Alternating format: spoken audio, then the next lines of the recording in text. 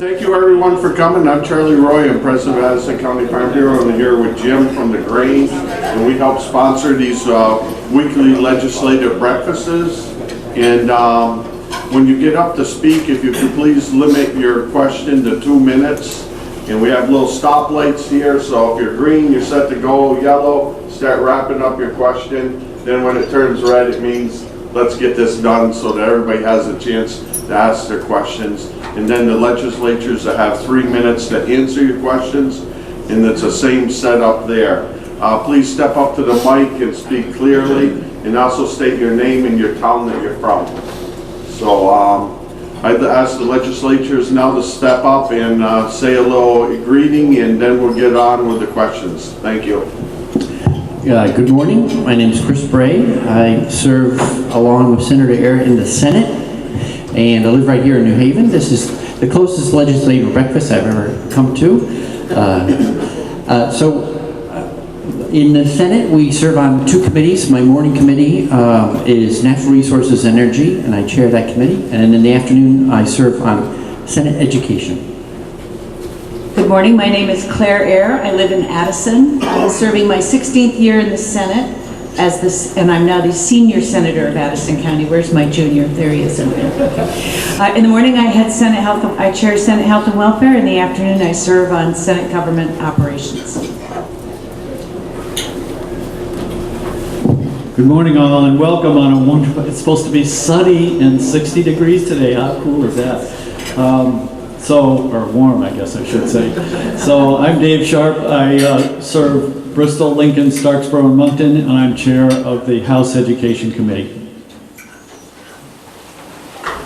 Good morning, I'm Harvey Smith, and I represent the town of New Haven, so it was a short commute this morning. And I sit on the House Agriculture and Forestry Committee, and wow, what an interesting committee this term. Terry Norris. I live in Shoreham. I serve Benson, Orwell, Shoreham, and Whiting. And I serve with Harvey on the Ag and Forestry Committee. And I'm Fred Baser, and I'm up in Bristol, New Haven, Moncton, and Starksboro, along with Dave, and my committee is Ways and Means. All right, would someone like to get up and ask the first question, please? I'm happy to. Spence Putnam from Weybridge. And I have a question about S-103, which has to do with toxics, which the governor vetoed. And I understand he did that unexpectedly. And I'm interested in knowing, and I gather the Senate has already voted to override his veto, and I assume it's now in the House and will be considered there. This bill required 2 new things in regard to toxics. One was well testing for PFOA, and that's a toxin that has been very prevalent in the Bennington area. A lot of wells have been polluted from PFOAs, and I think the same toxin is present at the airport in Rutland. The other part of it was to improve the regulation of toxins that might come in contact with children, and toxins that were known to cause cancer, behavior issues, and other dangers to children. So, for one thing, I'm curious why the governor may have vetoed this, but more, I'm a little concerned because to me this indicates a breakdown in what I think should be the legislative process, which is the governor and the legislature ought to be talking about these bills ahead of time and work out their differences so that we don't have repeated vetoes. So, sort of open to anyone who wants to respond to that.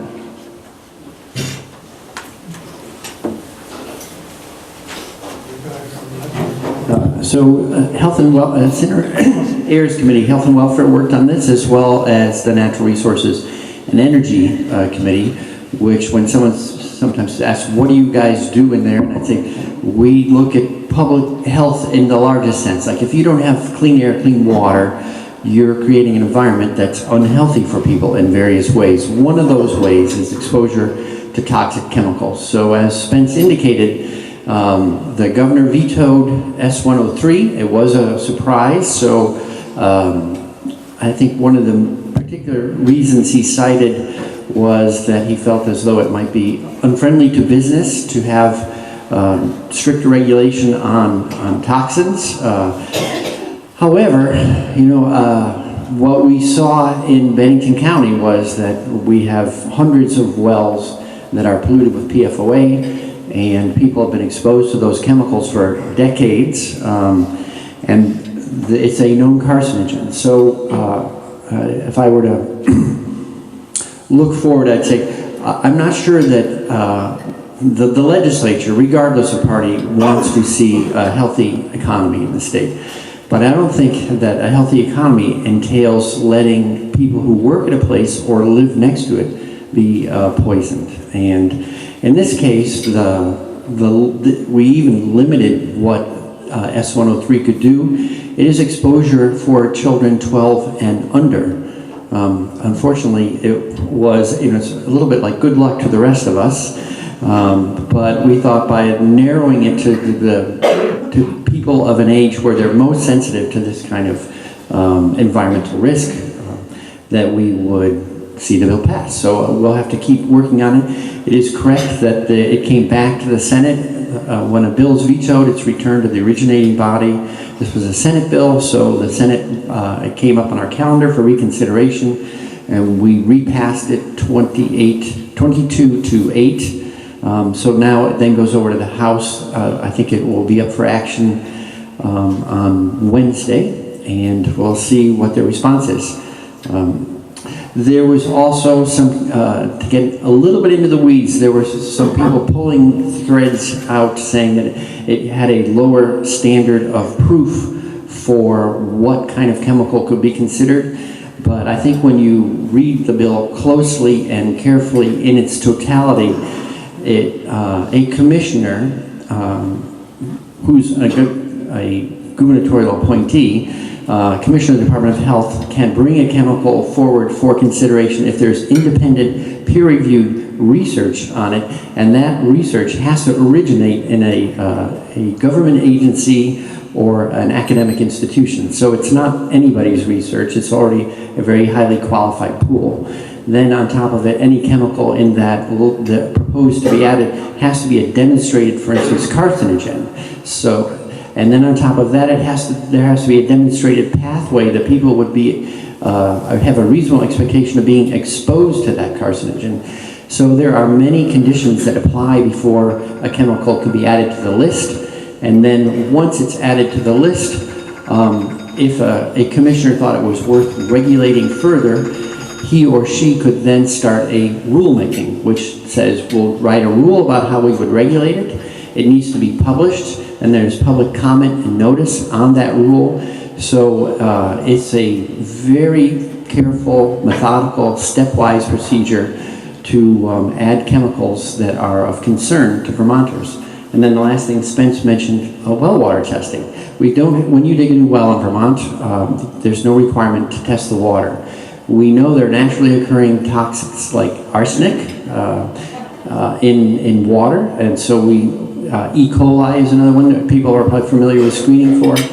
We also want to be able to screen for things like PFOA. When we know there's a chemical of concern in an area, like Bennington County and PFOA, that a new well drilled in Bennington today should have a test for PFOA before people start relying on that as safe drinking water. Thank you. Just a note, I don't know all the internal reasons why the governor chose to veto this bill. As I understand it, all I know, there was a pretty comprehensive bill concerning safety in children's products that was passed just a year or two ago that provides a very thorough examination based on scientific evidence to determine whether things are safe or not. This bill, as I understand it, tweaked that bill. And I think the thing that the governor is most concerned about is that a little more responsibility is put on a person, a commissioner, in terms of actions taken, whereas if I'm not mistaken, Chris probably knows this better than I since he's on natural resources, but if I'm not mistaken, there's more a body of people that would be responsible for determining how we move forward when it comes to carcinogens. So I think it's important that everyone here understand that the governor's veto doesn't mean kids are going to be subject to wicked, bad things. There's a very comprehensive process in place, and moving forward, I think the more narrowing of the scope, with a lot of emphasis on a commissioner, was one of the biggest things that he felt perhaps wasn't a wise thing to do in moving forward. Who knows what will happen after a veto in terms of what's negotiated. Often things are to make things better. We'll see what happens.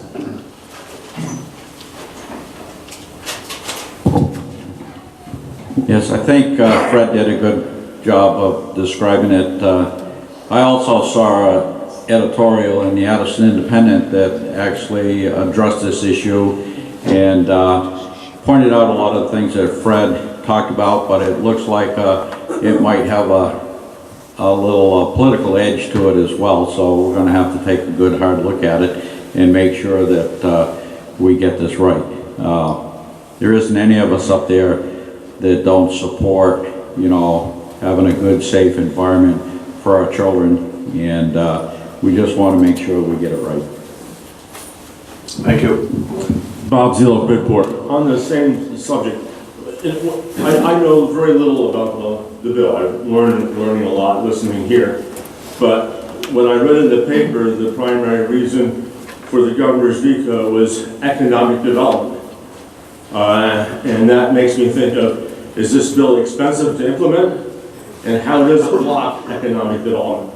If someone could address that, both those issues, I'd appreciate it. There, in the legislature as well as outside, there's some confusion about strict liability that's been separated out of the original 103 and put into a different bill. Do you agree, Chris? Yeah. Yeah. So the idea is if you have a factory and it's all approved and all that sort of stuff by the powers that be, and years later we find out you're poisoning the wells of a whole bunch of people, you have some responsibility for that. That piece was taken out of S-103 and put in a separate bill by itself so that we would be able to have strong standards, especially for children, and separate out the legal issues. So that was one of the things that you've heard about. And he and the governor thought that would be would hinder businesses developing there. Most of the people that we heard from in health and welfare who testified against it were car dealers, interestingly enough. I haven't seen any children eat the insides of a dashboard. And IBM. They're thinking about their electronics, and the insides of electronics were also exempted from it. In terms of having a different kind of committee to make these determinations, we started the bill in the Senate, and in the summer, when it was on its way to the House, the governor put in place his own toxics committee, which would report just to him, instead of the committee in the bill that reports to the Commissioner of Health. And the committees are almost identical, it's just where the information ends up. So there are a lot of things that cross over in the same, but the strict liability piece that people were worried about economically is in a different bill now.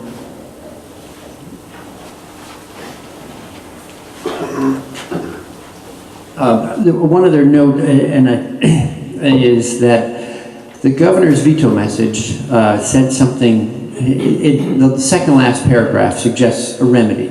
So we're talking about, well, how would we maybe end up with a bill that would be agreeable? And I think there was honestly, I have to be direct. I think it's a troubling suggestion for a governor to suggest that we should take his or her executive order and simply write it into the statute.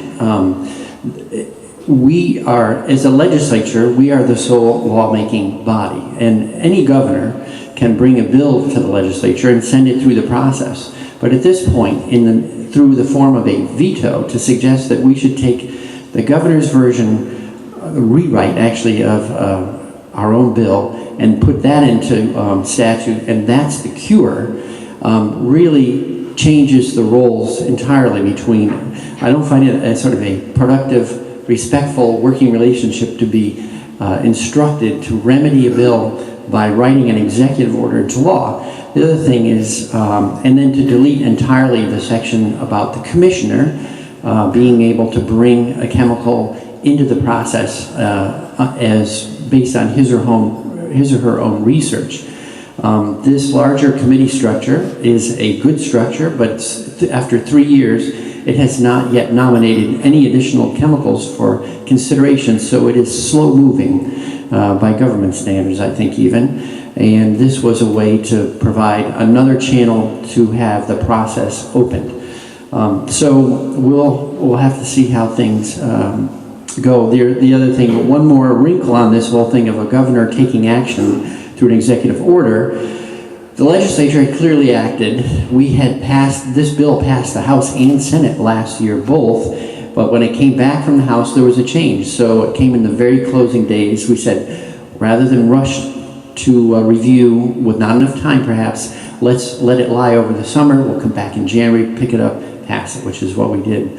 Meanwhile, the governor's executive order kind of displaces our own work, and there has been a suit and then now if you add a veto to it, in essence, the legislative process is being blocked by a veto plus an executive order.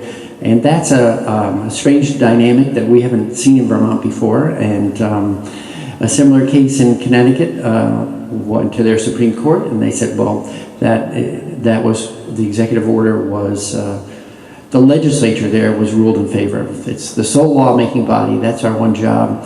And we've worked with governors for a long time, but we asked them to submit bills, not vetoes, to just edit and write into law their version. Thank you. I'd like to add one footnote so this doesn't sound entirely partisan. And the years ago, in the bill that was the precursor to S103, a bill that we passed in Senate Health and Welfare, we required the testing of wells for, I can't remember, a specific chemical, and it was vetoed by Governor Shumlin, who thought it would make housing too expensive to add another test. So nobody's perfect. Is there another question for us, please? Just to, go ahead, I'm sorry. That's okay. Hi, Shannon Hill, Bristol, Vermont, part of Fort Hills Farms. I guess what I've been, I'm not clear a lot lately, I've been following. One of the things that keeps coming up is the citizen right of action as part of the S260 to begin with. It's been rolled into the bill now. My concerns with it, and I must explain why I shouldn't feel this way, is one, it's a neighbor against another neighbor. Two, it pits citizens against our government if they don't like the result and they report something wrong. And there's no protection for somebody if they're reported for a violation and found by the governing agency to not be in violation. And I guess I'm wondering why that keeps coming up, why it was obviously removed from S260, because I think it was pretty clear it wasn't, they weren't going to pass S260 as long as that continued to be part of it.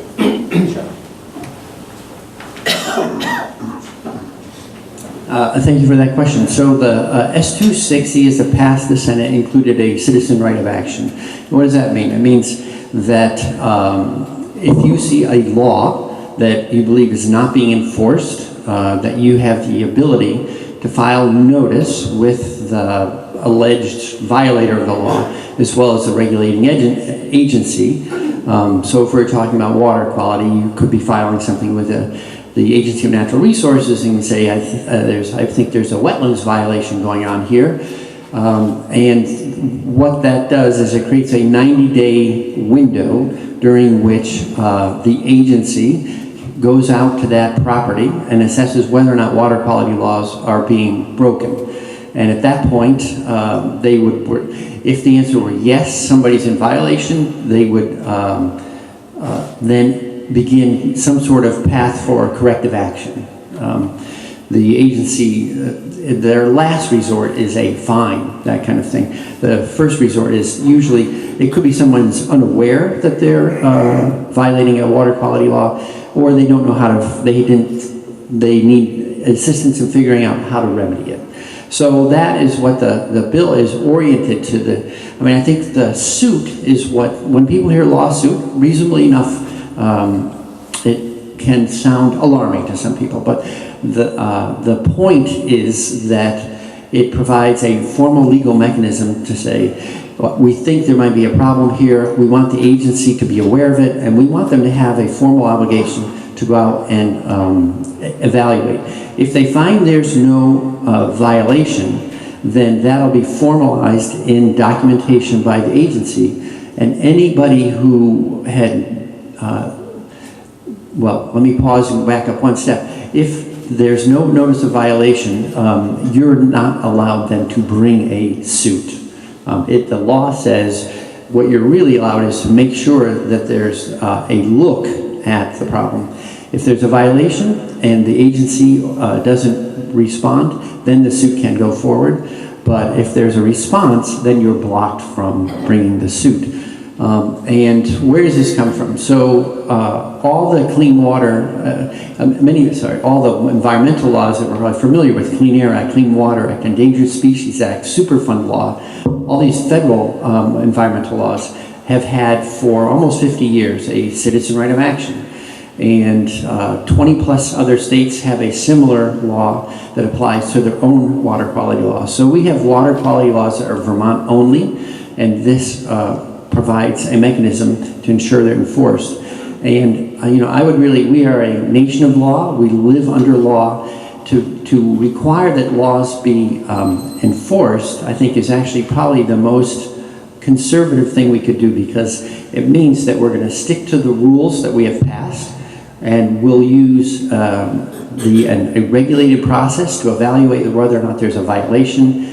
And only if there's a violation and no action is a suit possible, and those even are brought before the court, who will then make a determination. So I think it's, in essence, a very conservative provision, and that history shows very few suits are actually ever filed. For the most part, it becomes a notification system that requires formal action. Thank you. Yeah, I think this is an example of where things have kind of gotten out of kilter a little bit. We passed the Clean Water Act, and the farm community has stepped up to the plate, and I've got to tell you that they stepped up to the plate like I have never seen before, and they're really enthusiastic about finding the right solutions and working with UVM Extension, crop consultants, and trying to meet all the water quality standards in a regular basis. And I've got to tell you about an example that happened maybe 2 or 3 years ago. Four Hills Farm was building a pit out on the end of Plank Road and North Street up here.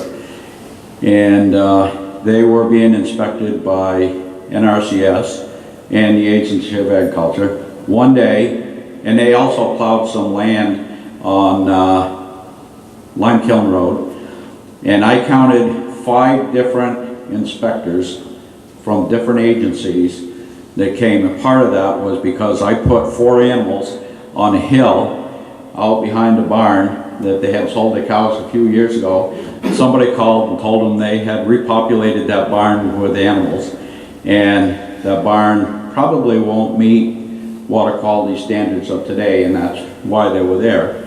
But here we have either 4 or 5 different agencies down here spent several hours, and I would think that their time would be much better spent if they were out working with the farms, constructing those processes, instead of coming out when you have a complaint today. They have 48 hours to investigate that complaint. So, I think that is being covered. Adding lawsuits onto there is citizen right to action is just another hurdle. The agriculture community is very nervous right now, just because of what's been going on in some other watersheds. But to add that on, at the same time, we're asking to give 100% of our information about our farms and about what we do on the farms and out to the public, making it all public record. And, you know, it just doesn't seem right that we have to put our business plans on the line for everybody to see. At the same time, we're being asked to keep our land open for public access, for hunting, hiking, bird watching, all that kind of stuff. I mean, it's historically, we've done that all our lives, and people want us to continue to do that. And then you're saying, okay, but if you do something wrong, you know, we're going to have the right to sue you. And I think there's something wrong with this, that as a community, we need to find a better solution.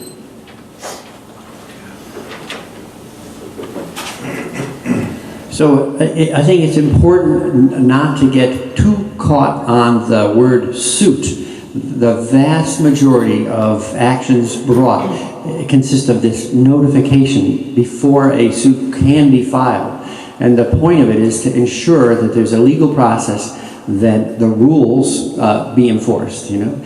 Nation of laws, let's live by the laws we pass. It doesn't do anything, there's not a single new provision being promoted. It just says, let's make sure the laws we have are used. Where does this come from in part? You know, for centuries, when there was a dispute over a land use or possible impact on a neighbor or something like that, it was in the regular courts, case made law. You go before a judge, that judge, he or she sorts out the situation.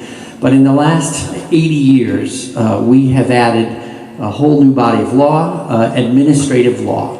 And that's when you hear about rules being written by government.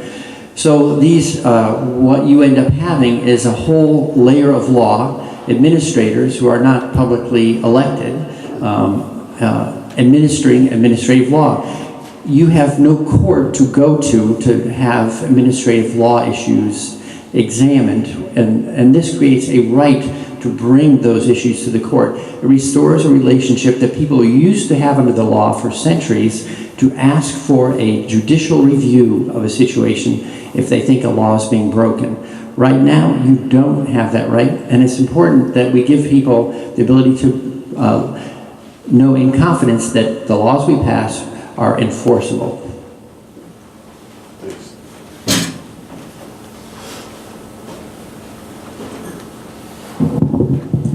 Paul Forlenza from Lincoln.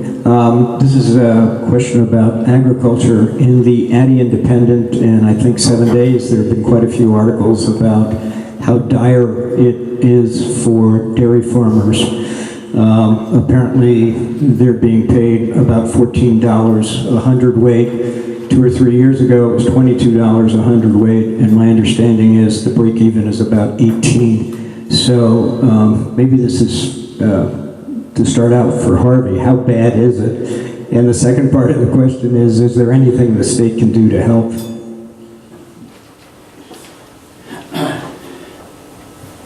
I think what you described was very accurate. The dairy industry is in financial distress. We're going to see quite a few farms that aren't going to survive this round of low milk prices. And you need to remember that low milk prices now are 3 years, looks like they might be entering the 4th year of those low milk prices. It's not just something that we've been doing, it's a worldwide issue.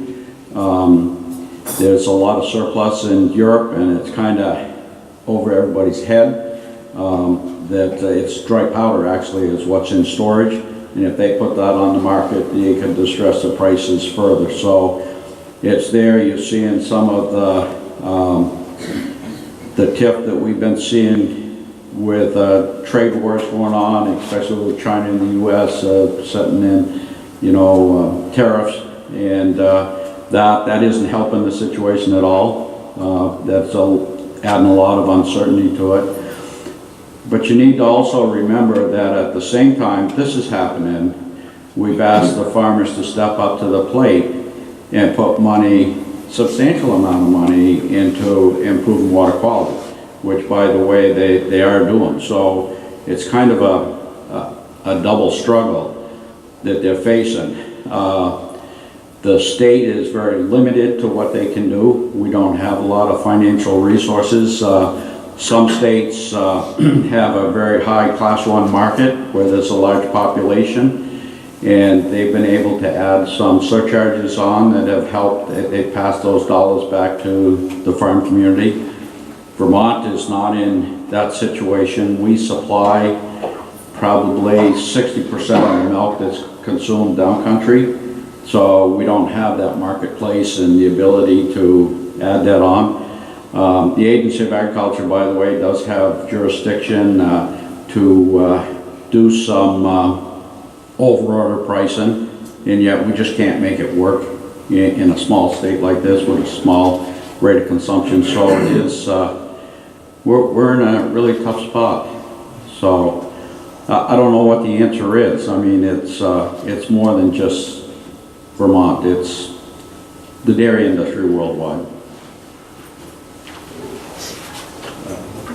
Interestingly enough, just last week, I think it was, I spoke with a farmer, fairly local farmer, and I commiserated with the article from 7 Days and the like concerning the financial difficulties farmers might face. And the farmer looked at me and said, you know, we're business people. These dollars and cents, we can usually make that work, maybe not happily.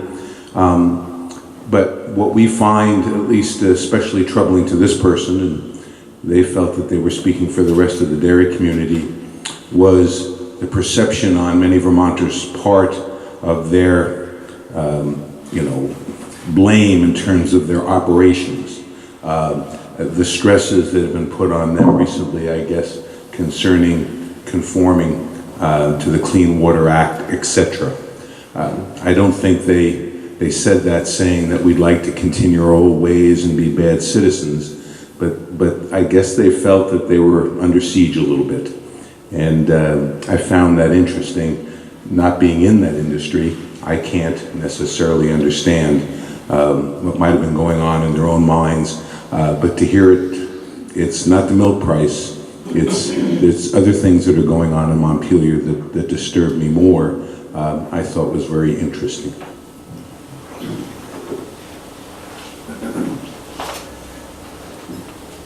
I could speak to this. So yeah, we are on our 4th year of rotten milk prices. My husband's family is ingrained in being dairy farmers, and they're sticking out for the long run. I guess my biggest concern is we are in a position where we are working on those water quality things, we're spending our money, we're making those improvements, and when I get that phone call from my neighbor or the farm up the road or 2 counties over to see if we can buy their herd, it's not the big farm, it's your 50-cow dairy that is now in a position where they haven't had the support they needed, the milk price isn't there, and those are the guys we're losing, and it upsets me.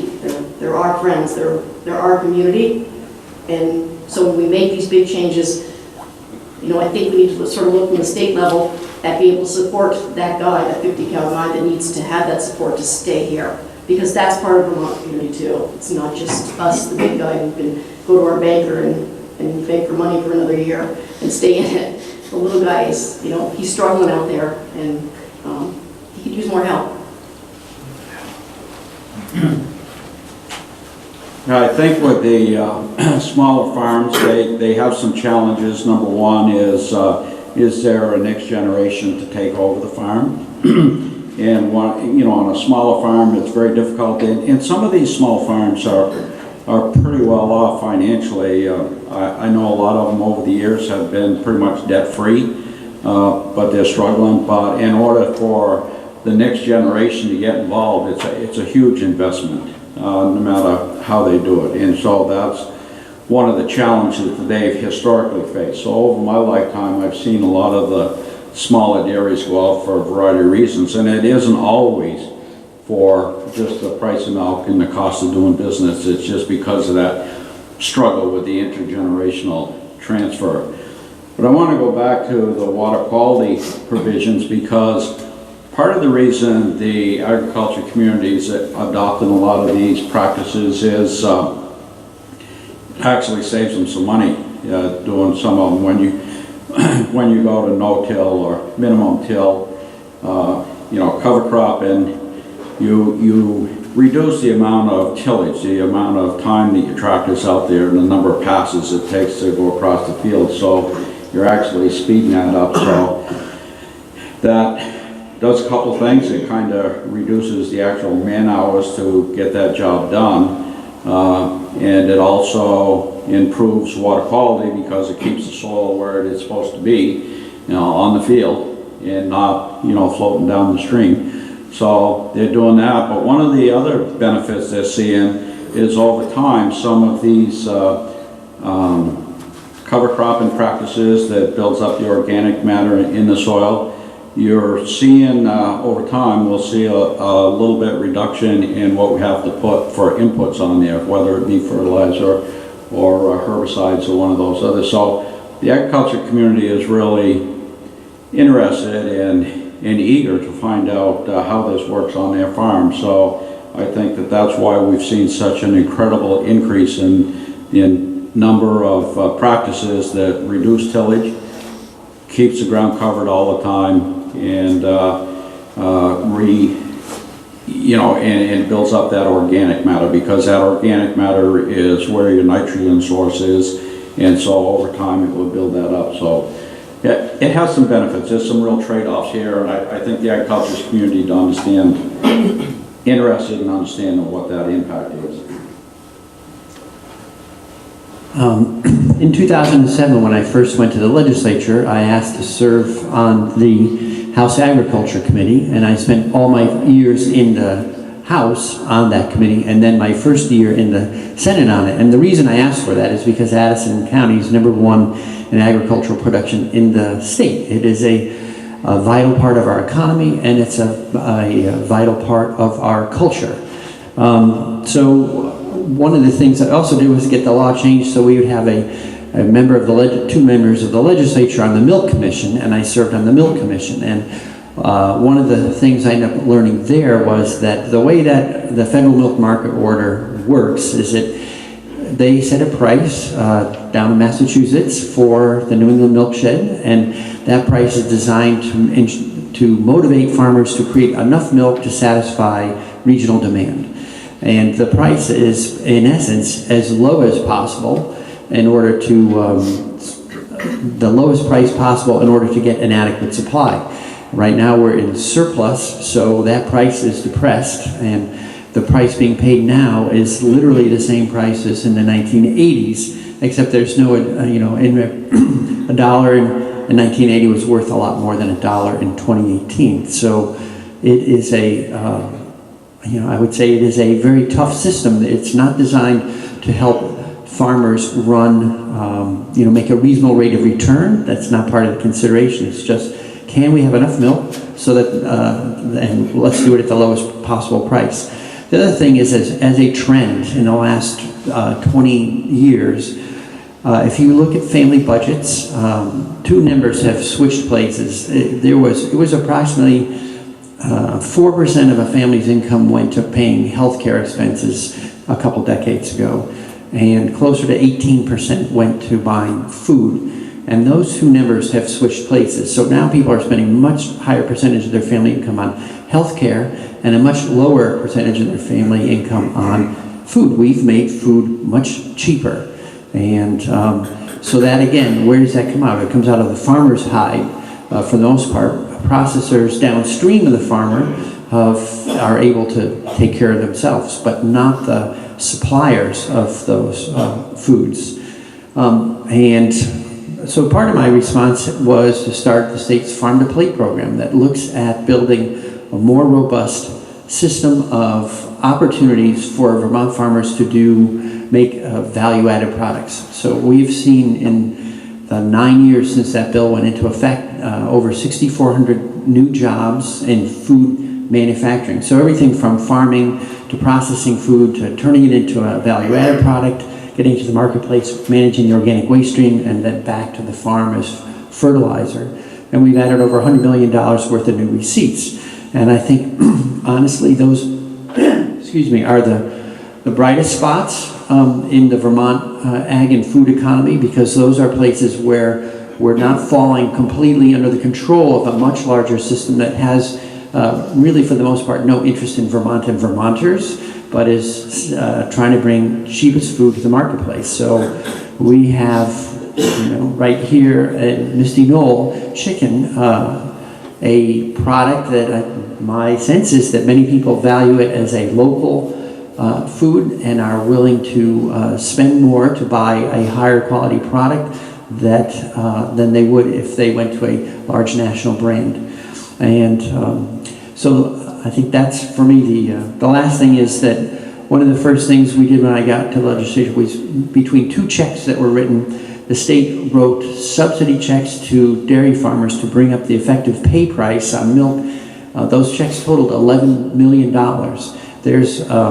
The state doesn't have that kind of money these days, and no subsidy checks are going to be written. So I think we keep on looking for creative ways, I think, to help the Vermont farm, food, and forest economy continue to evolve and to make better rates of return by finding products that are Vermont products, less than just being a kind of a national commodity.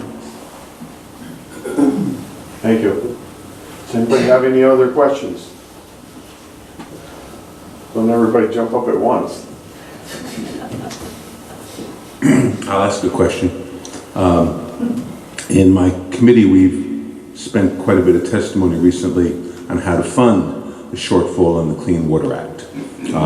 Suggestions have been, and by the way, we're okay for this year, next year, in 2020, but fiscal year 2021. No, it's fiscal year 2022.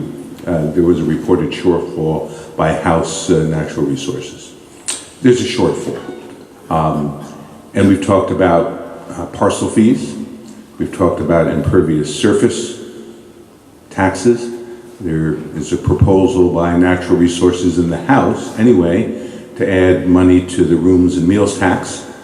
And I'm just curious, as many of you might end up paying something, paying for this, what you all feel would be the best way to pay for clean water. Something that's fair, maybe a nexus to the problem, perhaps, reasonably easy to collect. So I'd be curious, since these are decisions we have to make. Any comments from anybody out there? No one has an idea where they'd like the money to come from? Well, I mean, the money only comes from the people, okay? Right. One way or the other, whether it's on a partial fee or some other tax or even rooms and meals, that's putting a burden on a different business to pay the bill. I mean, it's just people, so I think the way that is most level for all Vermonters would be the best, and I don't know the answer to that.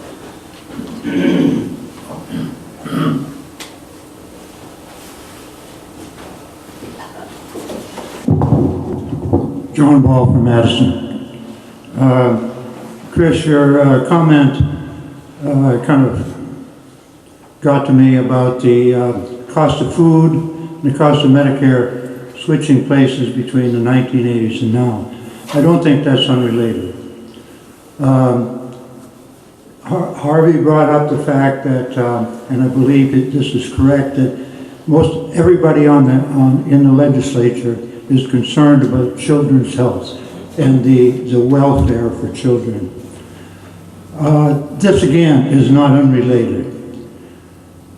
I would suggest that perhaps the reason that food and healthcare have traded places in cost is because the quality of food has gone down substantially in that period of time. The factory farms have come in, the chemical farming has increased. We're faced with a situation that corporations can get away with anything. Their only requirement from their stockholders is that they make them money and they don't perform any act that will inhibit that money coming in.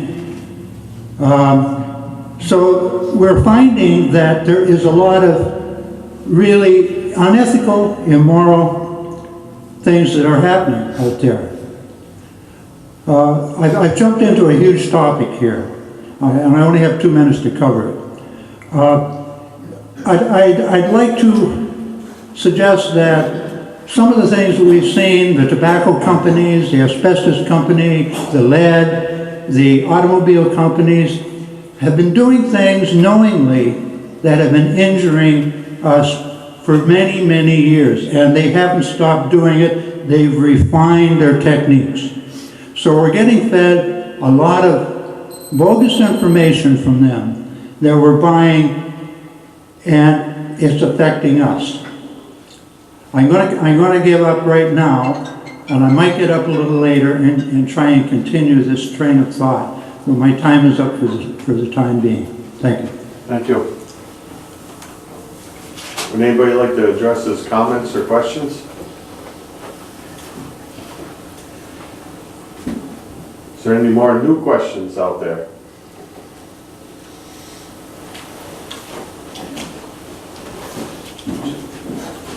Just to be an instigator, I guess, what's going to be happening with the minimum wage bill and the family leave bill? I mean, both of those things help the least advantaged among us all. You know, are they going to make it, or are they going to get sidetracked, or are they going to get vetoed? You know, what's the feelings on those?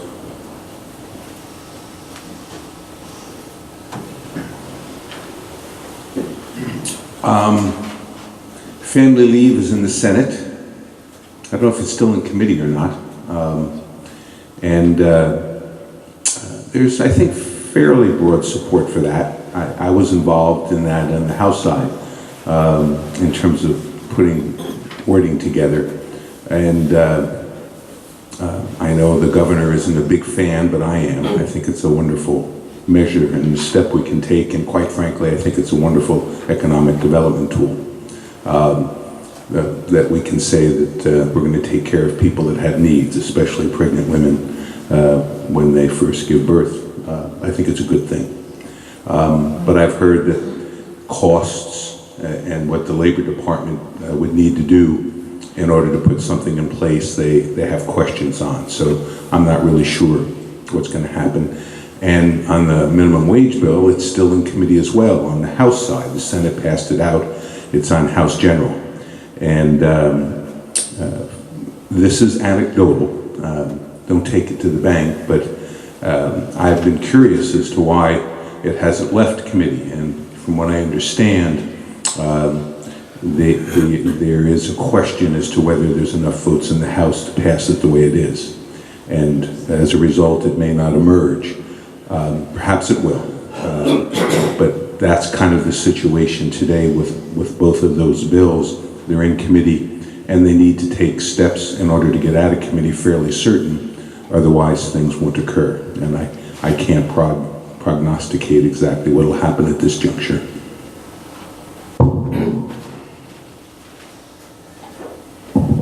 As usual, there's a few politics involved, and the House leadership and members of our Senate leadership and members of the Senate we had to decide. We weren't sure that we could afford to do both at one time, and we decided in the Senate that our priority was increasing minimum wage over the next 6 years, I think it is.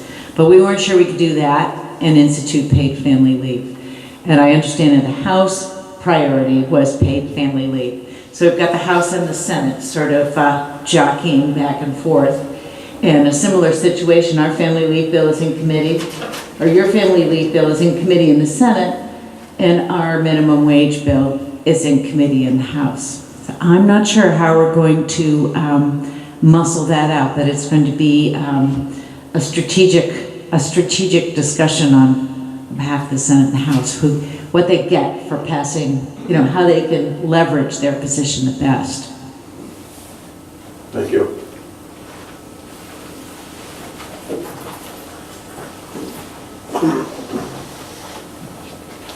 Every Wednesday morning, the Rutland Caucus meets for an hour. And this week, we had the Rutland County Visiting Nurses Association and Hospice Care. And they indicated that a raise in the minimum wage would be pretty much disastrous for them, because the people that they're taking care of at home, which is something they've been trying to promote to keep them out of hospitals. They can't get the resources to pay the visiting nurses and hospice care people to take care of them, so they would end up probably going back into nursing homes or hospitals, and it would end up actually costing everybody more money. So there's two sides to everything with the minimum wage.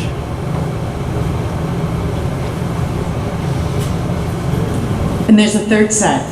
One of the big issues in healthcare right now is we have an aging population. We're not as healthy and strong as we used to be, as people, our generation below us is not as healthy and strong as we are, my generation, for lots of reasons. But the big reason that we can't take care of our needs with visiting nurses and nursing homes and hospitals and mental health care and substance abuse treatment is people aren't going into the field. There are a lot of low-level workers who do a lot of the heavy lifting, but they don't have, they haven't gone to nursing school, they're not certified counselors and so on. And some of those people are working for less than $11 an hour in situations that can be very, very difficult. Taking care of people with, old people who need everything. They need baths, they need feeding, they need to be turned. You have to get them out of bed and put them in chairs. Or think of someone who's severely mentally ill and is having an episode in which they're very difficult to deal with and they have to be watched every minute. Those people are making less than $11 an hour in some cases. And the main reason we pay them that awful wage is because that's what Medicaid and Medicare pay. Medicare is a better payer. So it's this big, ugly ball of yarn, and no matter which way you turn it, there are little threads sticking out that you could pull out and deal with one at a time, but you pull a thread here and something comes in there. We're getting old, we're not very healthy, and we're not paying people enough to do the heavy grunt work of taking care of us and people with substance abuse and mental illness. So we have to pay more to get them, and people are worried that if their expenses are more, the caregivers, they're not going to be reimbursed by Medicaid in particular. They're the worst payer. And that's just how it is. It is probably our biggest problem in healthcare right now is workforce. And that goes all the way up to the top for nurses. Thank you. Someone like to hop up and ask any more questions? Hi, I'm Dinah Bain from Bridport, and I have a question about where the education payment system is at the moment. It appears that income tax by itself isn't going to work, so what is in the discussion? And I know you're not there for next year, but what's proposed or being discussed or going to be worked on or whatever? Geez, I thought I was going to get away without any education questions this morning. So we did pass H 911, which lowered property taxes for virtually everybody in the state. And we did that by dedicating sales tax and some of the rooms and meals tax and some income tax into the education fund. I've been campaigning for a number of years, and I don't think I've campaigned once when I didn't hear property taxes were a problem. So this was our effort to address at least a tiny little piece of that. In addition, we put a tax system in place where currently it's pretty easy to spend up to what we call the high spending threshold, which is right around $17,500 or $18,000 per pupil. Then the cost gets 2-for-1 tax cost after that. And instead we put in place a system where each dollar of spending, each and every dollar of spending has a higher tax consequence than it does now, with the notion that school boards and voters would pay closer attention to each dollar increase in spending in their communities. So that bill passed the House. It sits in the Senate, and the governor has promised to veto it. So the Senate, I believe, and maybe the senators can speak to this, but I believe what the Senate is doing is sort of having both internal conversations within the Senate, but also some conversations with the administration on what might work. You may have read in the news the last few days, the governor has said, well, what we need to do is use $40 million of one-time money. You know, school boards and voters came in at budgets that were 1.5% increase over the previous year, well under what the growth in the economy, well under what the governor identified as the appropriate growth in spending in the state. And that was actually because a bunch of the money in the education fund is used for non-educational purposes on a per pupil basis. Those taxes, the spending in the state went up 0.7%. An incredibly small amount of money. If you look at tax rates, property tax rates over the last 2 years, I should say education tax rates, not just property, but income and non-residential as well. If you look at those over a 2-year period, they came in at a penny and a half each year for the 2 years. An incredibly responsible spending on the part of school boards and schools and voters across the state. It's unbelievable to me that the governor wants to once again kick the can down the road and put the $40 million on a credit card.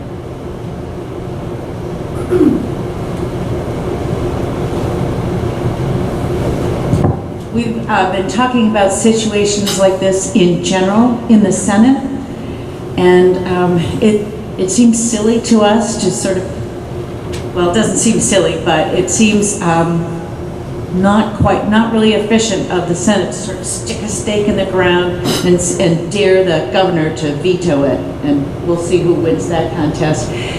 The thinking now is, all right, you say you're going to veto the bill. Let's figure out a place that feels good for us in the Senate, that we can believe in and that we can work with, and that the administration can work with.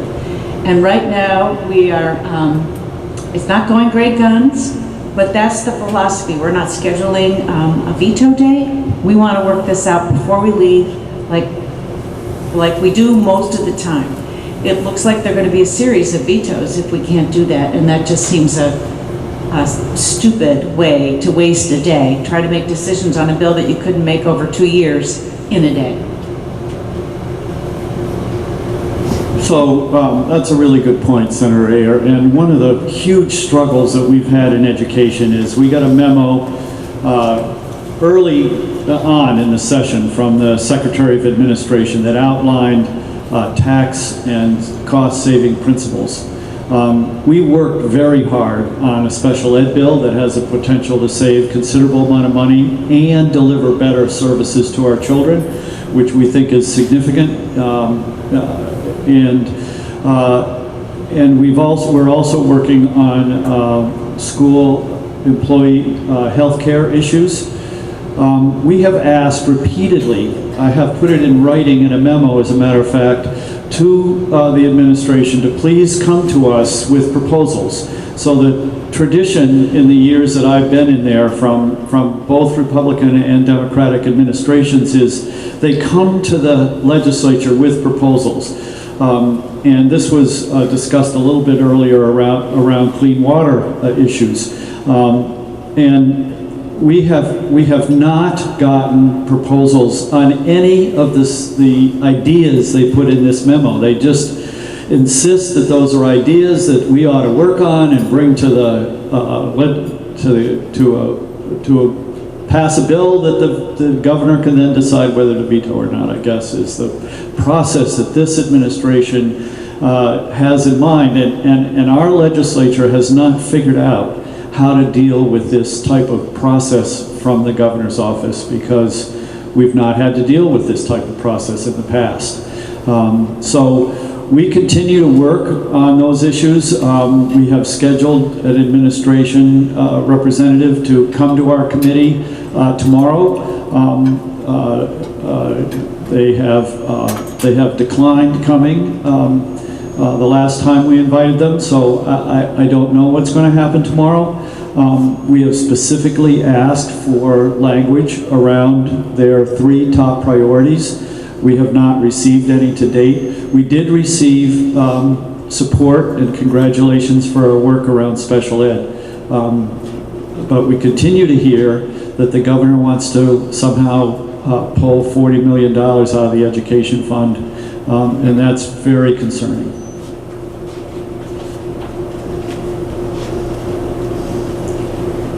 I asked the first question today, and I raised the issue that troubled me about the fact that the legislature and the governor don't seem to be working well together. So I'm glad to see that it's coming up again.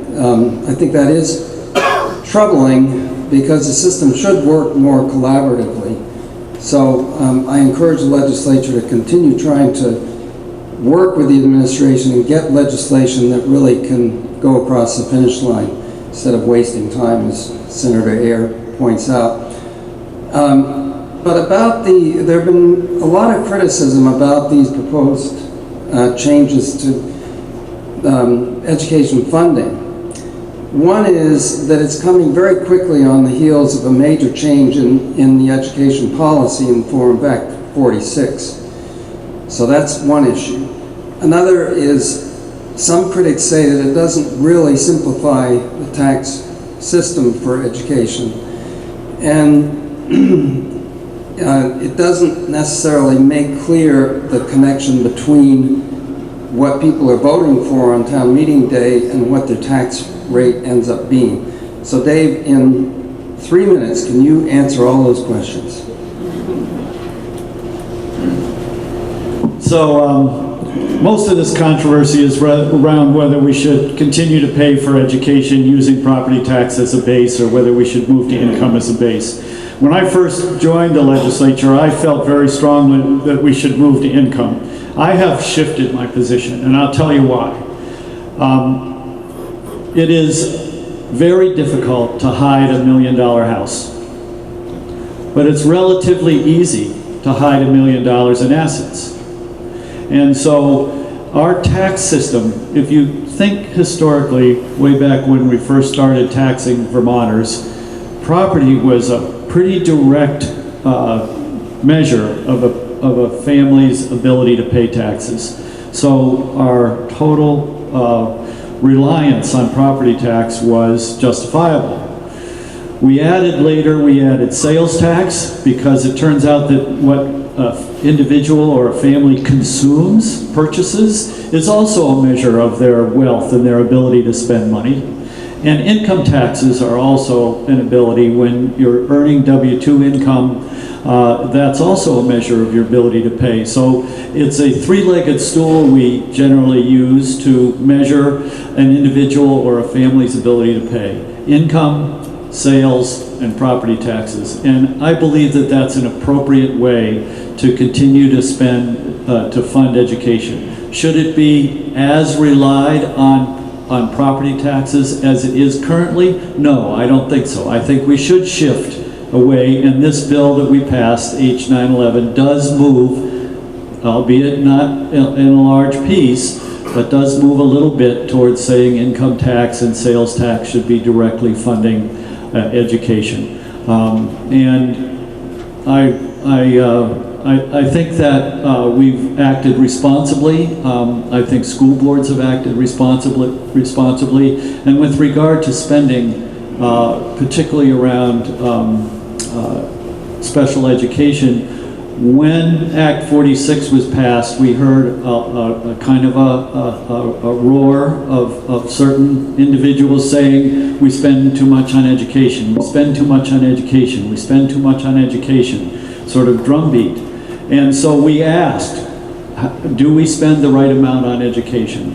And an outfit called PICUS that has done this study in over 20 states looked at our education spending, and they said we spend about the right amount on K through 12 education. Let me repeat that. We spend about the right amount on K through 12 education. We spend $30 million too much on administration, and we have already seen Act 46 school districts save administrative costs. and we spend $142 million too much on special education. So we followed that up with our education, 2 more education studies, and this year an education bill that looks to potentially save between $70 and $80 million and deliver better education to students that need special supports. So we feel pretty proud of our work, and I think that under close scrutiny, you'll agree that it's a good plan. Spence brought up, I think, some very excellent points in terms of goals concerning how we fund education. And it's the Ways and Means Committee that spent a good bit of the first half of the legislative session trying to develop a plan where we could have taxing that was better understood by the taxpayers, because I doubt if any of you in this room could probably explain exactly how that works today. So that perhaps people might have a little more confidence, and it might be fair, and it is a complex situation.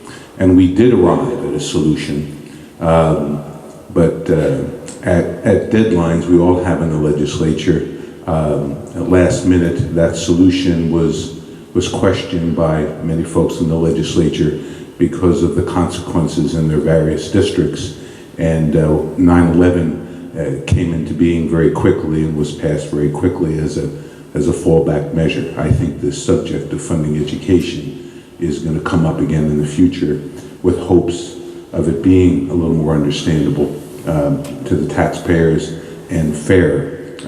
I think the best thing we did in 9/11 is that we took most of the things that weren't directly educational related that we were paying for within the education fund and removed it, so that most of the money we raise for education today is going into public education in our system in Vermont. It's not an easy question to change a very fundamental tax system which raises billions of dollars and do it in a way where Vermonters won't be dramatically impacted negatively or positively too much, to try to keep it somewhat balanced. But I think we're going to work to a system where a little bit more income is going to be used in terms of funding education and perhaps reducing property taxes for education anyway, a little bit more than what they are today. That's the goal. And I think that subject and work is going to continue in that vein. Concerning Dave's work in the Education Committee, I think they've done a good job in terms of trying to focus on another important subject, which is costs. And they've taken steps in the last bunch of years to manage that sum. We do spend a lot on education here in Vermont, yet it is a very important thing. It's perhaps one of the most important things we can do in our society in terms of developing hope for the future and give people an opportunity to change economic classes, I guess, if you will, and hopefully we can continue to do that right. Work has been done, more work will be done. Hopefully we can develop a system that's a little clearer and fair rather than kind of pumped like we did on 9/11, at least in my opinion. I wanted to circle back to something, and one thing is to notice where we are in the calendar for the legislative session. So we have roughly 3 weeks left. We are getting into the home stretch, and we need to have as productive, every meeting, every day needs to be a productive day to finish up the work we have and to get answers so that we can come to agreements. I mean, one of the themes that's sort of emerging out of discussions on different bills is that if the administration has concerns about something, we need to know about them, understand the concerns, and then be able to come to a compromise. I don't think the legislature is planning on strong-arming the administration nor the other way around, but we need to have a productive working relationship. So I'll come back to S260, our Clean Water Fund bill. Back on March 20th, the governor listed that as a likely veto, and he gave 2 very brief reasons, like 3 words in one case, 5 words in the other, or something like that. So because that had passed the full Senate, 29-0 unanimous roll call vote, I wrote to the administration and said, could you please explain in writing what these objections really are? Because when you're talking about something as precise and legal as a veto objection, we need to get right down into the details and really understand the concern. 3 times over I wrote. I never got a response other than I could meet individually and hear about it. And I said, but the Senate as a whole has acted. We need a document that responds to the entire Senate.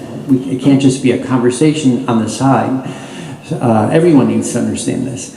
And then we invited the Secretary of Administration to come to our committee to explain those same things. Unfortunately, she chose not to come to the committee.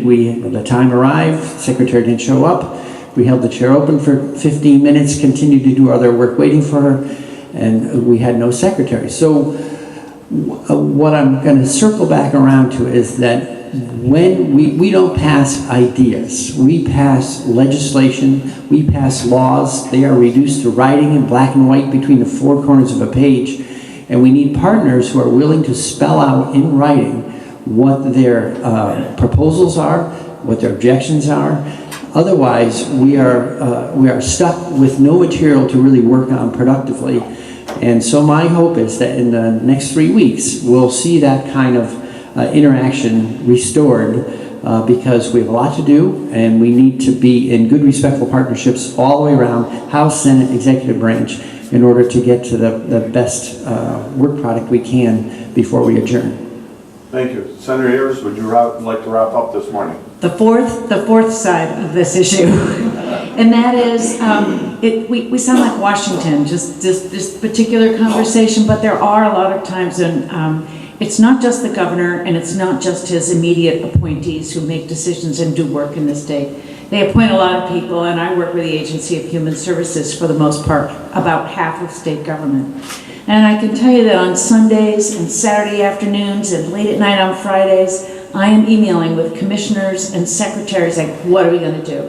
For example, in the last 2 weeks, we had a big problem that you wouldn't think about unless you were there with nursing homes, and how we oversee them to make sure that this population of people who are physically vulnerable, socially vulnerable, and financially vulnerable are watched over to make sure they get the right care. And what we thought we had in place really wasn't working, and we didn't realize it. And we solved that on weekends, and we solved it with the help of people who were really dedicated commissioners and secretaries in the Agency of Human Services. They took on work. We didn't spend money. That's probably the key difference. But there are a group of dedicated people who do this work and take it on every day. And we can make things happen. Same thing with mental health. You've all heard about all the people in emergency rooms who are not only making it hard for people who have car accidents and heart attacks to get care, but they're going there and they're untreated. In fact, sometimes they're getting worse in emergency rooms because we have no place to put them.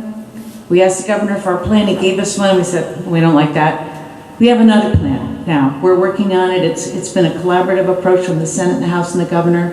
And I think we're going to have something that we can do by the end of the semester, or by the end of the session. So it's not all roses there. We've stuck some ideological stakes in the sand, and all sides are having trouble moving from them. But there is work happening for everyday Vermonters. It's not perfect. It's a little wordy, but it does work. Just one more comment, and then we'll wrap up. One more comment. I know that the governor's taken it in the chin a little bit in terms of his communication skills here. And I guess I haven't been in the legislature for a long, long time to have a real good perspective. I was in the legislature a few years when Shumlin was there. But from what I have understood from those that have more seniority than I, working with governors, regardless of what party it is, isn't always a smooth road. And there's also often problems. And so while this governor's strategy or tact is different than we've encountered before, I'm very confident he has the same objectives that we all do. And while we all, even members of his own party, scratch our head every once in a while in terms of information, what we're getting or not getting, I don't know that it's extremely different, at least in terms of what's going to happen at the end, in terms of making good legislation as it is with other governors historically and of different parties. So I just wanted to stick up for Governor Scott a little bit. I think he's doing his best, and for the most part, doing it well. Thank you for your comments. I'd like to thank everybody for coming today. Have safe travel homes. And I'd also like to remind you, next Monday's legislative breakfast will be at the Town Hall in White. So again, thank you everybody for coming. Yes.